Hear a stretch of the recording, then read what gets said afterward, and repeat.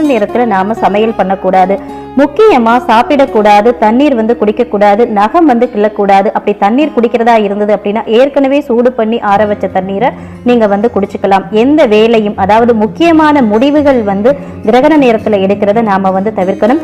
கிரகண கதிர்கள் தாக்காமல் இருக்கிறதுக்கு நம்ம வீட்டுல இருக்கக்கூடிய உணவுப் பொருள்கள்ல தர்ப்பை புல் போட்டு வைக்கிறது மரபா சொல்லப்பட்டிருக்கு. ஏன் பாத்தீங்கன்னா தர்ப்பை புல்லுக்கு அந்த கதிர்வீச்சை கிரகிக்கக்கூடிய தன்மை இருக்கு. அதனால கிரகணத்தப்போ தர்ப்பை புல்ல உணவுப் பொருள்கள்ல போட்டு வச்சிருங்க. கிரகணத்தப்போ சாப்பிடாம கிரகணம் தொடங்குறதுக்கு முன்னாடியே நாம சாப்பிட்டுக்கணும்.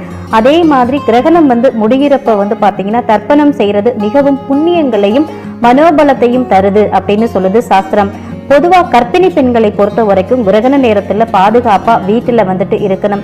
கிரகணம் நிகழ்றப்போ மற்ற மக்களை காட்டிலும் கர்ப்பிணி பெண்கள் தான் அதிக கவனத்தோட இருக்கணும். ஏன்னா அவங்க தான் பாத்தீங்கன்னா அந்த கதிர்வீச்சுகளால அதிகமா